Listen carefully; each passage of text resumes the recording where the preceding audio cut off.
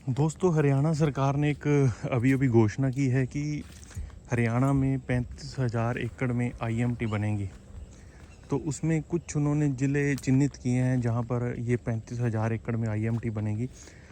तो जो जो लोग इनके पास रह रहे हैं, यानी कि जो इसके रेडियस में है 5-7 किलोमीटर के, उनके लिए ये वीडियो बड़ी ज़रूरी है, बड़ी उनके लिए एक इन्फॉर्मेशन वाली है कि उनको आने वाले टाइम में उनकी क्या क्या दिक्कतें या उनकी लाइफ कैसे बदल जाएगी।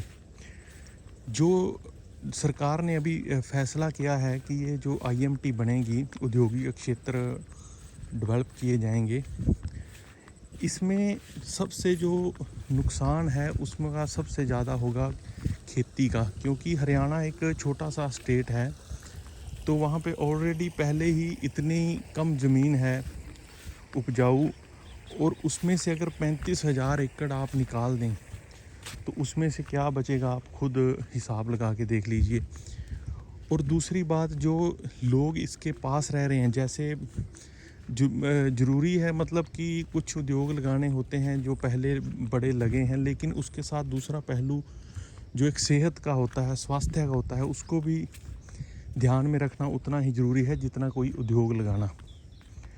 आप कुछ लोगों को उनका तरक्की करके आप आम लोगों के स्वास्थ्य के साथ खिलवाड़ नहीं कर सकते, क्योंकि जो पहले एक थर्मल प्लांट लगे थे हरियाणा में या कहीं भी हों, जो पुराने जो कोयले से चलते थे, ठीक है वो ज़रूरी थे, उस टाइम की ज़रूरत थी तो लगे, लेकिन उसका जितना फ़ायदा लोगों को बिजली लेने के लिए हुआ, उससे ज़्यादा नुकसान जो लोग वहाँ के पास रह रहे हैं, उस रेडियस में, उस क्षेत्र में रह रहे हैं, उनकी सेहत बड़ी ज़्यादा ख़राब हुई। क्योंकि जो उसकी कोयले की राख है, वो हर टाइम उसका गुबार ऊपर रहता है जो उसके नज़दीक के क्षेत्र हैं। और जो वो लोग अच्छी तरह से बता सकते हैं जो इसके जद में है, जिसकी चपेट में है, वो उनको कहीं आगे सांस की बीमारी, कोई स्किन की बीमारी, ऐसी बड़ी ख़तरनाक बीमारियों का सामना उन्हें करना पड़ा। क्योंकि जो ये प्रदूषण है, ये जो राख वाला प्रदूषण है, ये सबसे ज़्यादा ख़तरनाक है। और अब जो यहाँ पर उद्योग लगेंगे, उसकी क्या गारंटी है कि उसमें कितना प्रदूषण होगा, कितने लोगों का स्वास्थ्य ख़राब होगा। तो सरकार अगर इन 35,000 एकड़ को अगर वो एग्रीकल्चर यूज़ के लिए, यानी कि फलदार पौधों के लिए यूज़ करती, जो फल हम इंपोर्ट करते हैं, जो यानी या बड़े महंगे हैं, अगर आप एक मिनट सोच के देखिए, अगर 35,000 एकड़ में हमारे हरियाणा में बाग लग जाएं, यानी कि फलदार पौधे लग जाएं, तो क्या सिचुएशन होगी आने वाले टाइम में हरियाणा की। क्योंकि उसमें लोगों को रोज़गार उसमें भी मिलेगा, पर उसमें ये होगा कि लोग स्वस्थ हो जाएंगे। और जो कि ये उद्योगपति चाहते नहीं कि कोई स्वस्थ हो, क्योंकि उनके जहाँ उद्योग हैं वहाँ उनके हॉस्पिटल भी हैं, तो एक व्यापार को वो चला के दूसरा व्यापार वो बंद नहीं करना चाहते।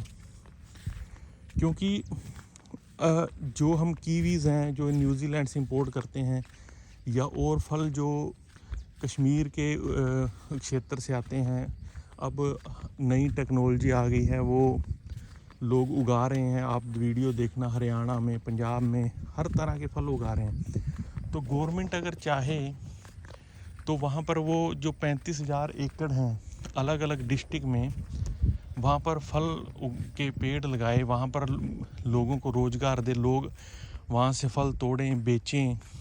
अगर हम एक पेप्सी कोक की जो केमिकल है, सबको पता है, अगर उसकी हम एक बोतल 100 रुपये में ले सकते हैं, तो अगर वही फ्रूट सरकार लोगों को 50 रुपये किलो दे, तो 2 किलो फ्रूट भी तो लोग खा सकते हैं, उसका जूस भी 2 लीटर पी सकते हैं। लेकिन ये चीज़ें हम ना तो हमारी सोच में है, ना हम चाहते हैं, क्योंकि हम एक हिसाब से सरेंडर कर चुके हैं अपने दिमाग को। हम अपने दिमाग से कुछ भी सोचना नहीं चाहते, सारा हम काम अपनी सरकार पे छोड़ते हैं। और सरकार कौन है? सरकार वही है जो आपके कोई पड़ोसी है, वो अगर एमएलए बन जाए तो आप सोच के देखिए कि वो आपका क्या विकास कर सकता है, या एमपी बन जाए तो वो क्या विकास कर सकता है। ये सारा सिस्टम है जो ये पीछे कॉरपोरेट जगत रन करता है। ये जो एमपी एमएलए हैं ये सब इनके प्यादे हैं। अगर वाकई में अगर कोई आपको कहता है कि विकास करना है तो सबसे पहला विकास होता है सेहत का। अगर सेहत का विकास हो गया तो विकास वहाँ से शुरू होता है, क्योंकि आप अब देख लो क्या हालत है हमारे भारत में। हॉस्पिटल अगर 100 हैं तो 100 के 100 में आपको 4-4 घंटे इंतज़ार करना पड़ेगा। और ऊपर से अब ये 35,000 एकड़ में जो फैक्ट्री लगेगी, 35,000 एकड़ में कम से कम आप मान के चलिए 30,000 एकड़ तो ये यूज़ करेंगे कंक्रीट के उसमें, जो अभी अब जो नेचुरल अभी भूमि है 35,000 एकड़, क्योंकि वो अभी खेत हैं। तो उसके बाद ये 35,000 एकड़ को कम से कम 30,000 तो कंक्रीट में यूज़ करेंगे, और 5,000 में चलो ये थोड़े बहुत कोई बीच में आप पेड़ लगा लीजिए, कोई होगा। तो 30,000 एकड़ जो सूरज की गर्मी को अवशोषित करता था वो अब एक वहाँ से और गर्मी छोड़ेगा, और ऊपर से जो फैक्ट्रियों की धुआं है, केमिकल है, वेस्टेज है, वो भी सारा जाएगा। तो ये कहीं ना कहीं हरियाणा के साथ बहुत बड़ा एक धोखा होने वाला है, क्योंकि ये जो खुद इनके उद्योगपतियों के बच्चे हैं ये तो रहते हैं फॉरेन में, जहाँ पर एयर क्वालिटी इंडेक्स बहुत अच्छा होता है, लेकिन आपको ये छोड़ जाएंगे प्रदूषण में। हरियाणा में तो आगे ही लोग गर्मी और बीमारियों से जूझ रहे हैं, और ऊपर से ये चीज़ बनाना बहुत ही एक ख़तरनाक स्टेप है। और जो लोग अभी इसके साथ रहते हैं, जिनके अभी खेत आ रहे हैं, अभी तो सोच रहे होंगे कि उन्हें ये मिल जाएगा, क्योंकि अभी आपको लालच दिए जाएंगे, और वो सारा पैसा कहाँ जाएगा, आपकी ज़मीन चली जाएगी आपसे सीधी बैंक में।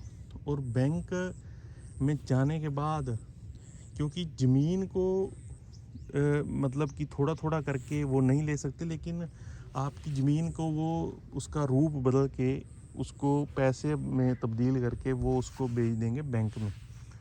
और बैंक से फिर उनकी अपनी मर्ज़ी है आपको कैसे करना है, आपके साथ फ्रॉड होंगे आपके, क्योंकि फ्रॉड में भी इनकी सरकार ना इनको पकड़ती है, यानी कि सीधा सीधा हाथ इनका होता है। तो वो चलो एक अलग विषय है, उस पर बहस अभी नहीं हम करते। हम सिर्फ अभी जो चीज़ आपको बता रहा हूँ कि ये आने वाले टाइम में हरियाणा के लोगों को बहुत बड़ा इसका भुगतान करना पड़ेगा, और ना कि अपनी सेहत के रूप में, अपनी ज़मीन के रूप में। अभी आपके पास है ज़मीन, आप एक कम से कम अच्छी सांस तो ले रहे हैं, और जो आपको कार्बन डाइऑक्साइड आगे परोसी जाने वाली है उसका आपको पता नहीं। तो सरकार की ये नीति बहुत गलत नीति है। अगर आपने एक्वायर करना है, डेवलप करना है, तो आप उस पर फलदार वृक्ष के अलावा और कोई ऑप्शन नहीं है हरियाणा को बचाने के लिए। उसमें से भी रोज़गार होता है, उसमें भी आप इंपोर्ट करो, जो मसाले लगाओ वहाँ पर हर चीज़।